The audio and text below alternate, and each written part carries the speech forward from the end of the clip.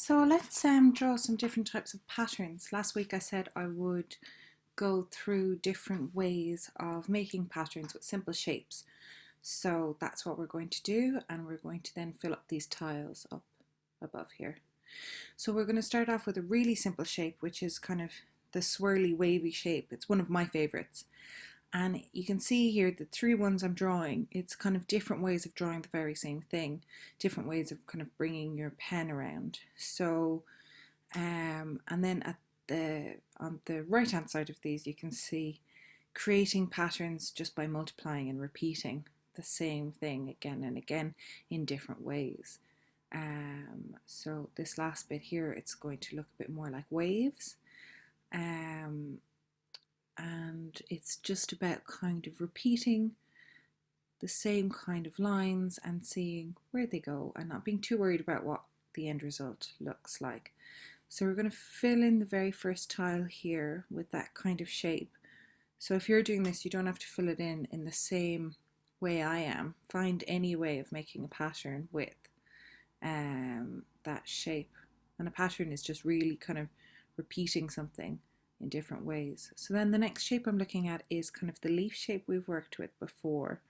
And with 5 petals, it turns into a flower. And with 4, it turns into a different type of flower or leaf or pattern. And here, just by bringing a line through them and colouring in every second piece or every half a leaf, there's a very interesting pattern. So I'm going to bring it up into the tile, and here I'm actually going to do them smaller, so I'm going to split the tile up into even smaller tiles and fill them up with this kind of leaf design, which it's another one of my favorites that I really like. And it's very interesting actually that doodling like this has been proven to help with things, not just relaxation and that, but memory retention. And it's a very good way of focusing your mind. So here we're back on the tile, we're colouring in every second one is different. So we're colouring the background on the middle and then the petals on the sides, and I might do something different here on the bottom row just for fun. So we'll colour it in here in the background, every second one, and then we're going to do that kind of colouring in the half of every petal, which I quite like how that looks. And now we're just going to look at some simple lines. So these 3 lines, just changing their direction, create some really interesting patterns. And depending, how many different types of lines you put in, whether it's 3 or 6 and what direction they're going, you get a different pattern. So I'm going to put that up in the tile there, and I'm actually going to use the same pattern for all the sides, and it really kind of finishes up the tile as something very interesting. And here we're going to do circles, another one of my favorites. So just depending on how many circles you make, how big they are, where they are, you get a very different pattern. And here we've got a swirl as well, which I quite like, kind of concentric circles and swirls. So it's just about kind of having a bit of fun of where things go. And if you add colour, it gets even more interesting. Now here I've done a lot of little lines. So this is kind of just mark making, which we did a couple of weeks ago again as a background.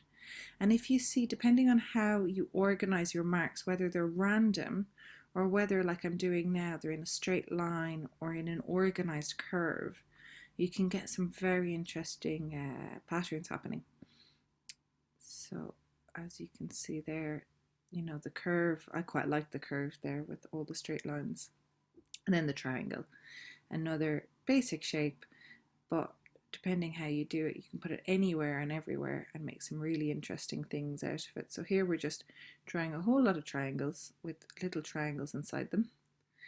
And on this last corner of the tile, I'm just going to mess around with creating a kind of a scale-like pattern, like fish scales.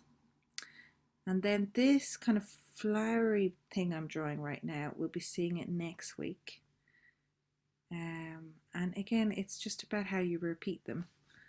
And in what ways you decide to repeat things. So on our last tile we're going to do lots of these semicircles, which actually works really well as waves or clouds or scales, or tiles as well. For roof tiles, this is the kind of pattern you'd use.